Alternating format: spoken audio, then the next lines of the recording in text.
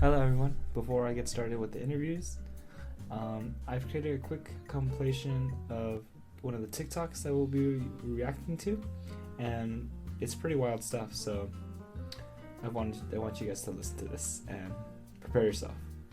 It's pretty crazy. That's how I make 10K a week from home, doing nothing. I haven't gone outside in like a year. Let me cook, supply and demand. Draw the zone. Oh my gosh, it's retesting. Let's go. Oh my gosh, what do you know? Welcome to the US stock market. Pretty wild stuff, as I'm sure you just heard. So we'll get started from here with the first interview, and yeah. Hello, I'm Joshua Ramirez, and I'm joined here with the SMIC president, which is the Student Managed Investment Club, Angel Campos, and he's here for a short Q&A on their experience on social media, specifically what types of financial misinformation they've seen, their understanding of the truth, and concluding with some general financial advice they have to offer.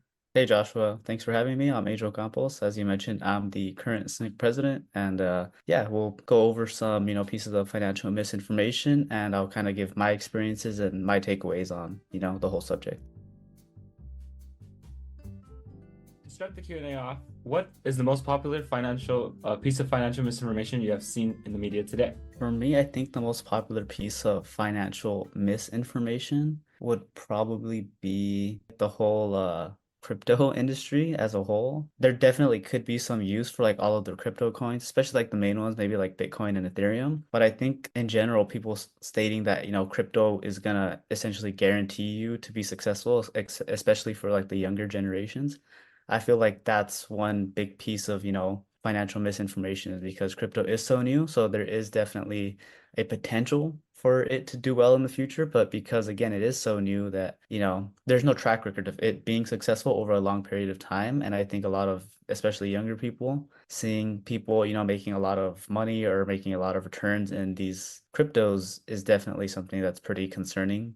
Yeah, I agree. It seems like a fairly new type of investment, I guess. And not really much is known, and there's not really too much regulatory Like oversight. regulatory oversight over it. Yeah, and like this isn't to like dismiss cryptos as like an entire scam, but it's just like at least letting the people know like what they're getting into. And like, I've seen a lot of people like putting substantial amounts of their money into it. And it's just like any investment, right? You want to take calculated risks, so you want to put in maybe, as a percentage of portfolio. And especially because depending on your risk tolerance, maybe putting in like, 5 or 3 or 10% or whatever of a certain portfolio into crypto, right? So we're not saying that crypto's necessarily just a outright scam and you should stay away from it. There could be, merits to having crypto, but when people see online that these cryptos are going, making 1,000% over the span of like a couple days, that's going to entice a lot of unexperienced people to, invest a lot of money into them, not realizing that, hey, maybe I should be careful because just as quickly as it can go up, it can go down as well. So that's just,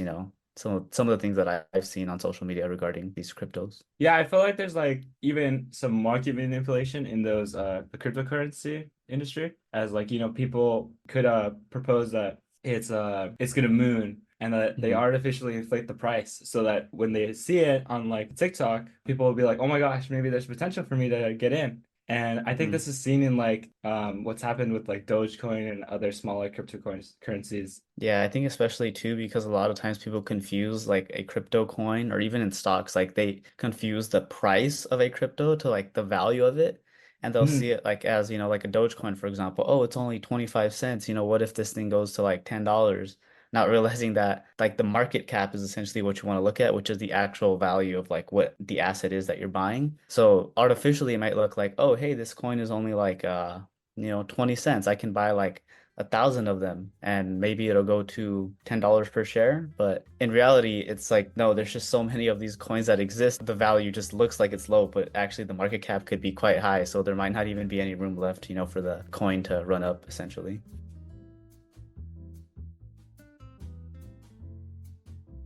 What financial knowledge should individuals hold to guard themselves from the vast amount of financial misinformation presented in the media today? I think in finance, usually like it can be seen as like there's so much to know, especially like I remember when I was younger and I'd like turn on the TV and like sometimes like on the bottom you'll see like it's like a market overview and you just see all these tickers.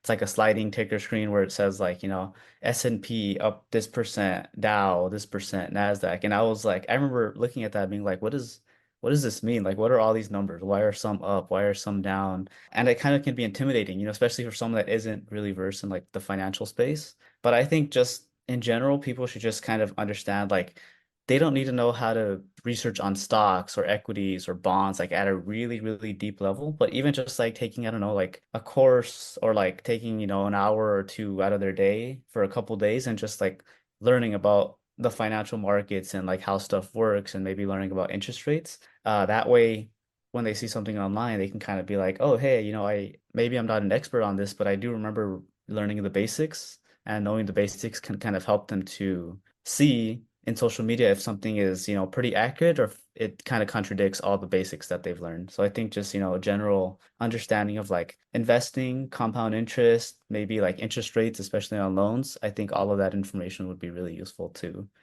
people both in finance and not in finance. Yeah, I agree. I think just getting a general foundational understanding of various financial topics and concepts will help individuals tremendously combat financial misinformation and not get easily as persuaded. And that Yeah. ties into the next question is like, what resources do you refer to sometimes if you see something that seems too good to be true?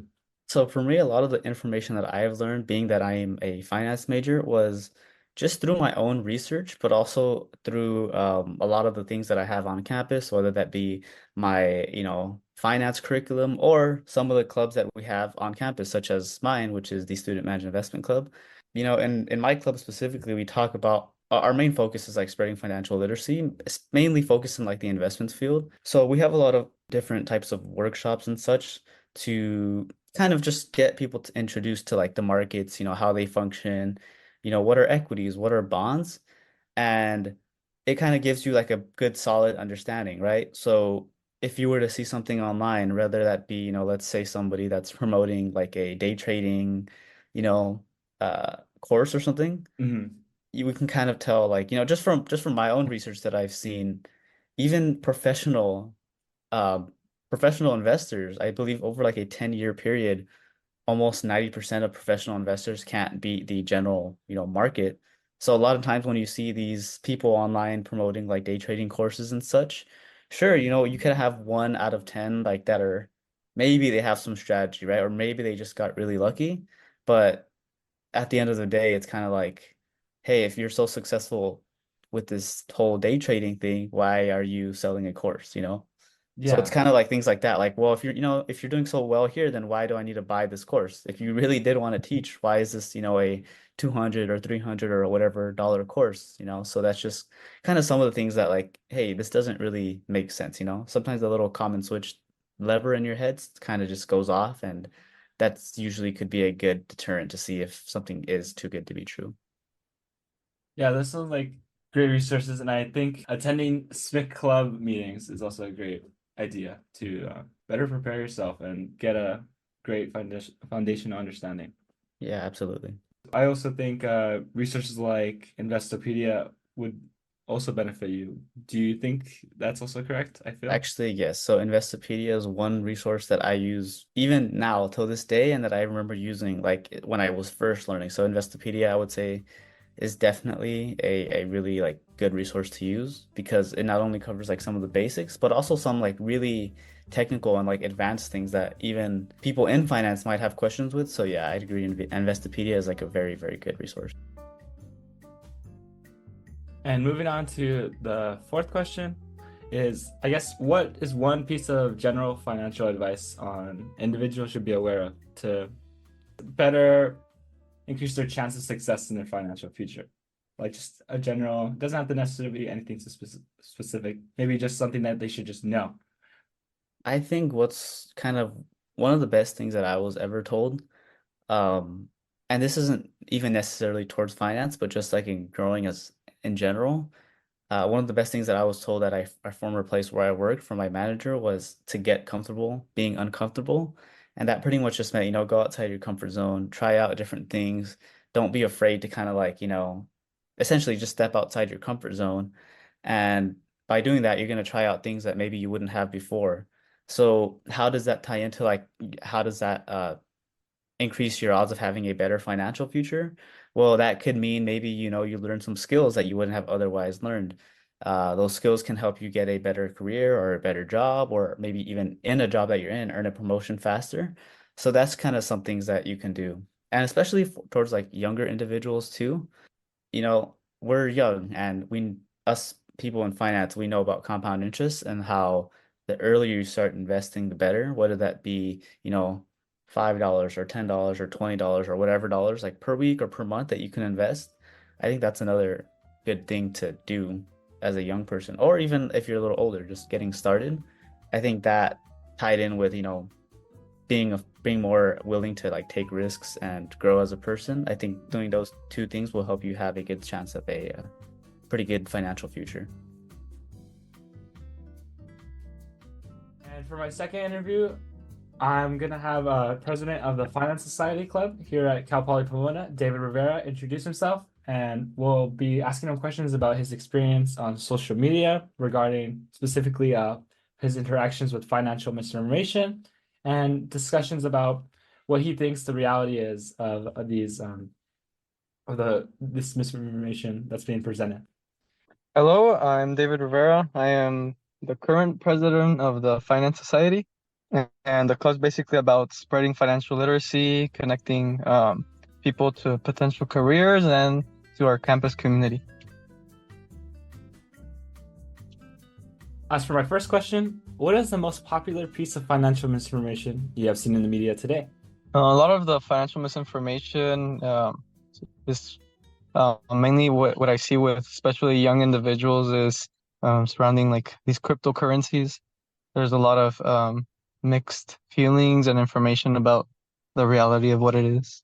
Yeah, Angel had a similar response. He was like, cryptocurrencies are pretty like unregulated and unknown, and there's a lot to know and figure out about them as they're still relatively new, and there's not really much regulation on them yet, though there has been developments. But yeah, I feel like there is a lot of the younger demographic getting involved with it and not really understanding the reality of how volatile it could be. Mm-hmm. And as for my second question, what financial knowledge should individuals hold to guard them from the vast amount of financial misinformation presented in the media? For starters, just get familiarized with the basic financial concepts, and more than anything, be aware of where you're getting your information. There are very standardized sources, like such as government sources or the certification associations, which have credible information. So if you can base off any other information you get based on what you've learned from those places, I think you're in a good place to guard yourself against financial misinformation. And it seems like you addressed my third question, which is like, what resources do you refer to? And do you refer to Investopedia sometimes? I feel like that's a pretty good resource for individuals to refer to, as it kind of simplifies it, but also doesn't leave much like out, so that people could get a real understanding of like the finance and financial advice that they're receiving, and overall get a general foundational understanding of it. Do you refer to Investopedia sometimes?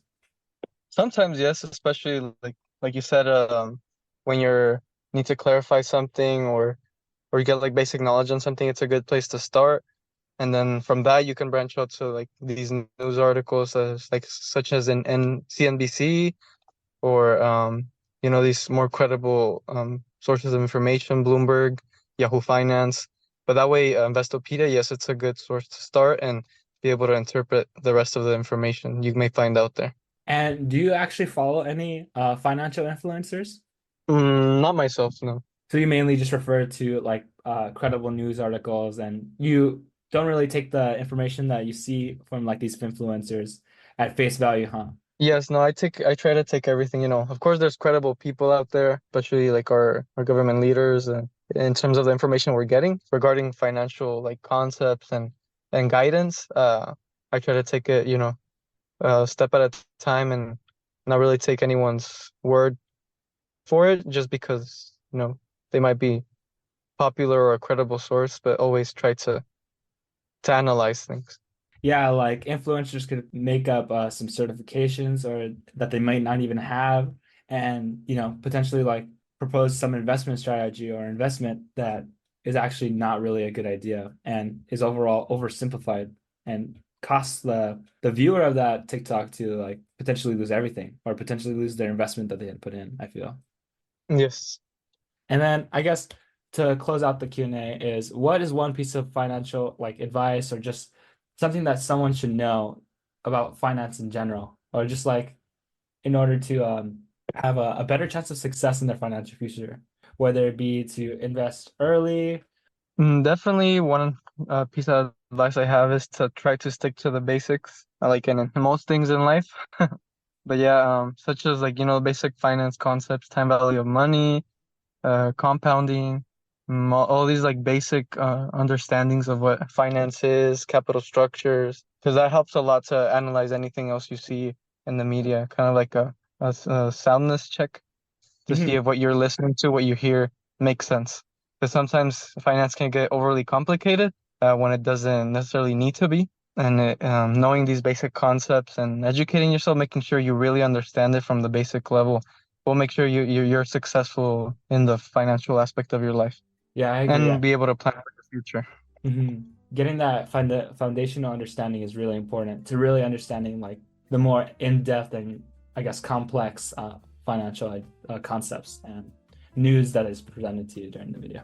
Yes, exactly. And like on the topic, I guess, of financial misinformation, making sure that, like I said before, I mean, it's good to have people to look up to and sources you trust, but the most important thing in any type of analysis is to do it yourself. Exactly. Has there been any instance where someone that you're close to or know has fallen for a financial misinformation advice online, or do you think you help your close relatives and family and friends be sure to stay away and be sure to you know take the precaution when listening to anything that's presented to them on social media? Yes, I think at least the people I talked to, try to tell them, beware. But there's always things that you come across on the internet that look really credible. And if you don't know, like I said, the basics, then it's easy to get trapped. So yeah, especially like in the business opportunity aspect, I feel I've heard a lot of stories, the people falling into traps or getting misguided by false returns, false promises, and or over being overexposed to risk, Mhm. especially. I think that's the problem. Well, thank you for this wonderful interview, and yeah. No, thank you, Joshua. Next, we'll be moving on to some finance related TikToks regarding financial investment strategies, advice, and others. And I'll be joined by Angel Campos again to react to some of them. And I'll start by playing the first TikTok audio. Told you there was a way to buy things like this $100,000 watch without spending a single dollar of your own money, using business credit like this that you never actually had to pay back. Not to the average person, guys. This sounds crazy, but any business owner knows how this works. You know how personal credit works. Let's say, for example, you go get a car or a credit card in your personal name. You're personally held responsible for that. So if you were to go get a credit card in your personal name and you were to go max the card out, you're going to be held liable. And if you don't make that payment back, the bank can come and sue you. Now, what makes us different about business credit? With business credit, you are not personally held responsible for that line of credit. So let's say, for example, how I got this watch. I was able to open a business that I didn't really give a shit about. I went and opened business credit cards in that account. I then proceeded to go on, buy this for $100,000. I'm going to turn around and sell it to a jeweler for $80,000 in cash, which now gives me the cash. I'll file bankruptcy on the company. I'll never have to actually pay it back because I'm not personally liable for that American Express card. It's all liable underneath my business. All right, so I just finished watching the first one. I don't know, just by looking at it, it just kind of yells scam to me, having to open up a business just to get things like first of all, I don't even know if that count as like a business expense because I don't own a business, but I do know that you can't just write off anything for a business. You actually have to like have it do something for your business and it has to be pretty related to like, what it does. So yeah, that just seems like it's just straight out fraud and just, I know he said like, oh, you're not liable because it's under the business name, but I'm sure that's still somehow illegal. So I don't think that would be pretty, that's viable of financial advice. Yeah, I think it's straight up a scam, you could tell. And I think it's what's great is that like a lot of the comments are commenting on like, oh my gosh, this is straight up fraud. So I think it's great that individuals are like commenting to bring awareness that this is literally straight up fraud. And I think even to get those business cards, you have to have like a genuine like plan on what you're gonna do in order to even get that credit, I feel. Yeah, like So I think the banks and all that, like they'd have to see, oh, like okay, how much does your business make? So you'd have to have, I think, some type of at least income before you even do any of that. So I doubt you can just go and apply and say, hey, I'm gonna start a business. Oh, and the bank's gonna be like, sure, here's $50,000 of credit, you know? So that's another little flaw in his plan. yeah, and I'm sure they'll literally like track him down. He's Yeah. literally, Oh yeah. yeah. The Oh my bank is gosh. gonna want their money one way or the other. So yeah. Yeah, for sure. For sure. This is how I make 10K a week from home doing nothing. I haven't gone outside in like a year. It's the easiest way with the least risk and the most reward. Like what? Welcome to the US stock market. Does it go up or down? I don't know. Those nerds in suits at Wall Street, they control everything. I'm just here for the ride. This is the only good thing that school's ever taught you, supply and demand. Since those guys have so much money, when they use it, huge moves happen. My job is just follow them. Oh my gosh, the exact thing I was just talking about. Draw the zone. Oh my gosh, it's retesting. Let's go. Oh my gosh, what do you know? Come on, man. Did I mention I don't go outside? All right. So in a sense, I guess kind of what that guy is saying is true because that's how markets do move, right? It is supply and demand. At least to my understanding, it's if there's a lot of sellers in a market, then what's that going to do to price? If everyone's selling, it's going to move price down, and vice versa. A lot of buyers, prices are going to move up. But the way he sound like speaks is he kind of makes it sound like it's so easy to know, when are they going to be buying and when are they going to be selling. That's the part where it's very, very, it's not that easy. And I forgot the exact statistics, but in any given day for the markets, I believe over like a 1 day period, it's about 50, roughly 50% chance that the market will end up or down. So it's not really like Mhm. one has odds over the other. It definitely like it's not as easy as he's making it sound. Over a longer term, for example, this is why like people, including myself, I recommend investing over the long term. Markets generally do go up over a long period of time because, right, just inflation, naturally, just the economy is growing, so assets are going to increase in value. But the way he's making it sound like, oh yeah, I'm just going to follow what Wall Street's doing, yeah, that's just a little bit, I don't know. It's hard to believe, fully. Yeah, I think a lot of the individuals that promote like investment strategies oversimplify the process like significantly to the point where it's like you can't really act on it because if you do, then you're probably gonna lose all your money. And even then, the investment strategies they propose are super risky. And even they comment like, "Oh my gosh, unlimited potential for profit." And he shows that little diagram, and that's like literally the simplest like chart ever. And he's like, Yeah, "Yeah, this is what you're supposed to do." And yeah, and then he offers a course, and he's like, "Trust me, man. This is yeah. the method to And follow." like most of these people, like a lot of their money does come from the course, and then they use their course money to put it into their trading account, which makes it seem like they just make a lot of money through trading, but it's actually sometimes like, oh no, like most of that money is from the course sales. So, you know. And then also too, like technically, right? Yeah, sure, you do have an unlimited upside potential, but the probability of you losing your money every trade is like pretty high as well. So like you have a lot more chance of losing than you do of quote unquote making unlimited profit. So yeah, that's just another thing to point out.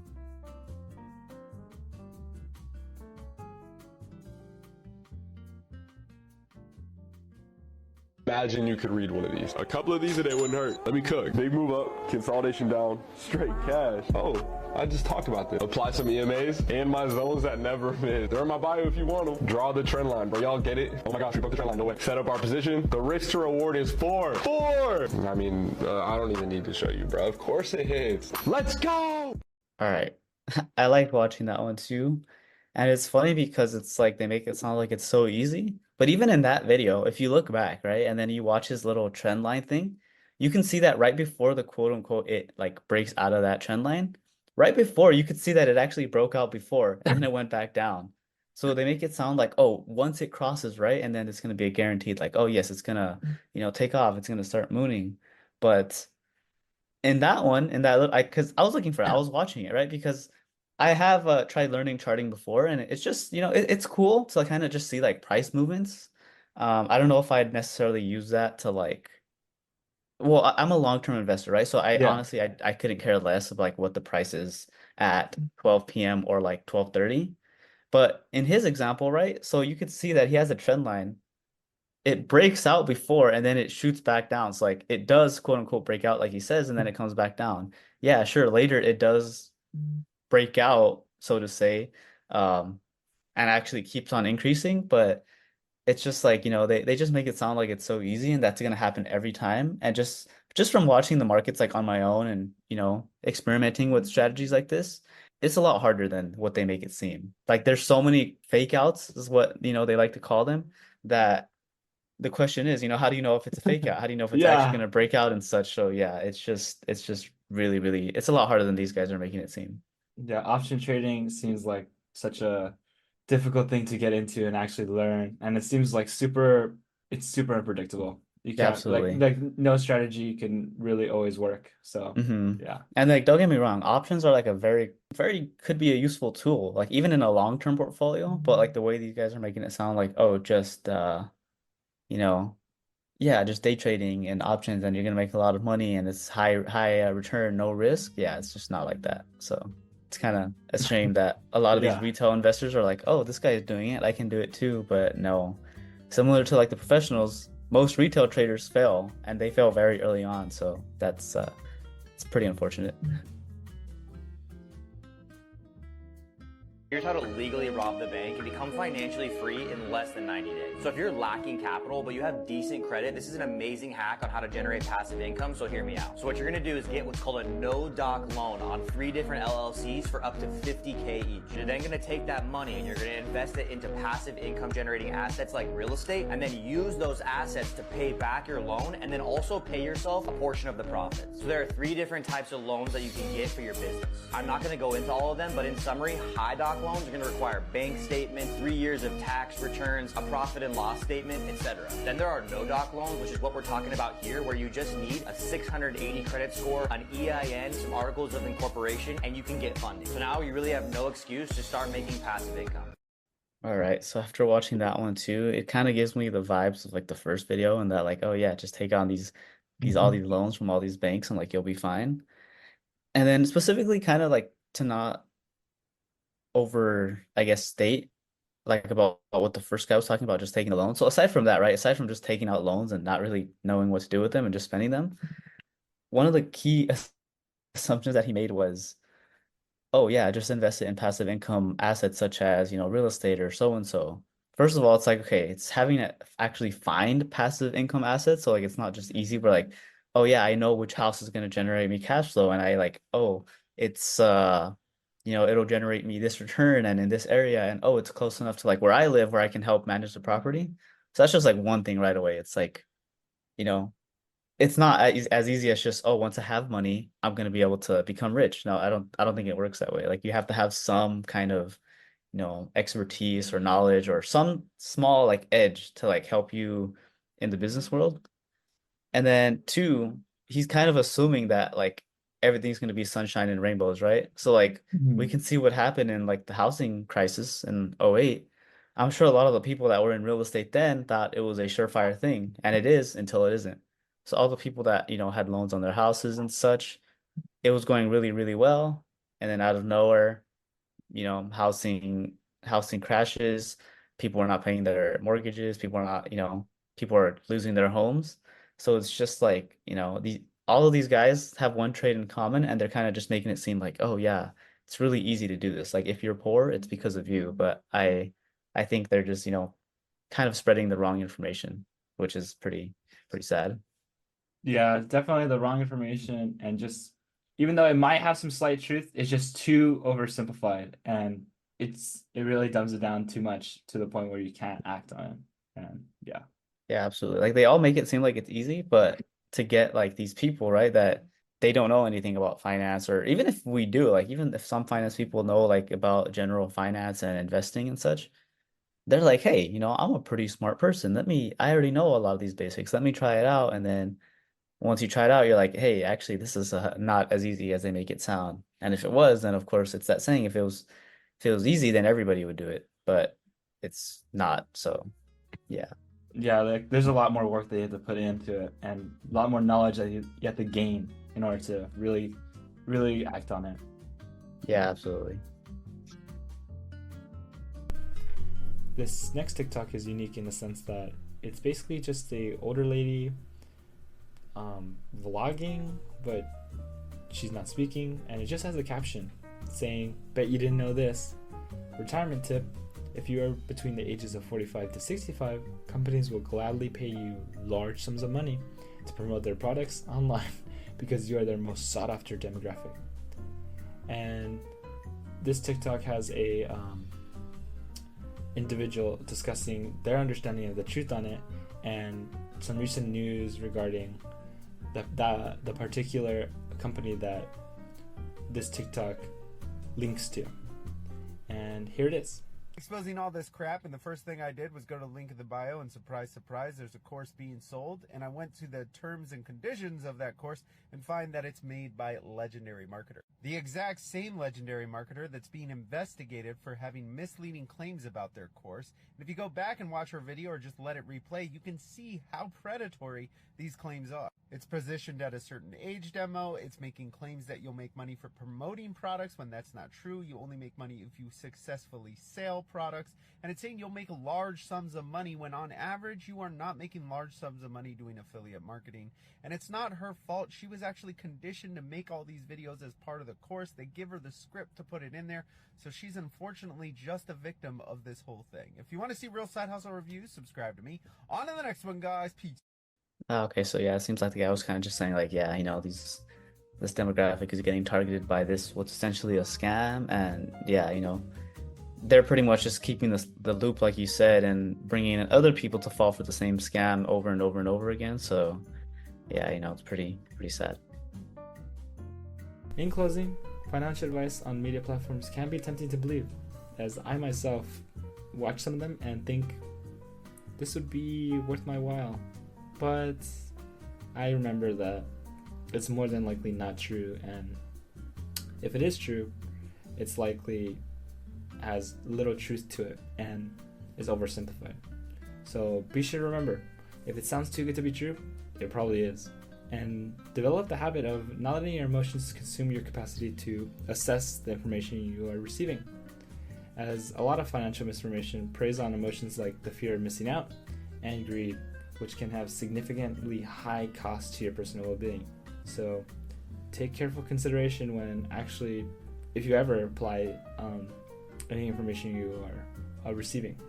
And as for financial information, be sure to do your own research, verifying on credible sources like CNBC or Yahoo Finance, and online encyclopedias like Investopedia. And if you're actually planning on making any big investments or decisions with your money, be sure to refer to a certified financial advisor. And by being financially literate and critical of the information you consume, you can protect yourselves from scams and build a better financial future. Remember, financial security and wealth creation take time and require consistent effort, whether it be learning a new financial concept every week, taking a financial planning course, hiring a certified financial advisor, or investing for the long term and taking advantage of the compounding effect that your money will experience. Thank you for listening.